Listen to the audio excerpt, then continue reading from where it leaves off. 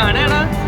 ਅਗਲੇ ਬੰਦੇ ਨੇ ਮਟੋਲ ਜਾਣਾ ਇਕੱਲਾ ਨਹੀਂ ਮੈਂ ਤਿੰਨੇ ਦਾ ਇਹਨਾਂ ਨੂੰ ਕੰਮ ਹੈ ਇਹ ਬੜਾ ਈਜ਼ੀ ਪਛਾਣ ਕੇ ਤੱਕ ਇਹਨਾਂ ਨੂੰ ਗਰੁੱਪਾਂ 'ਚ ਸੁਣਦੇ ਸਾਰੇ ਨਹੀਂ ਹਲੇ ਇੱਕ ਵਾਰੀ ਇਹਨਾਂ ਦਾ ਧਿਆਨ ਪੈਣਾ ਭਾਈ ਦਾ ਨਾ ਬਾਹਰ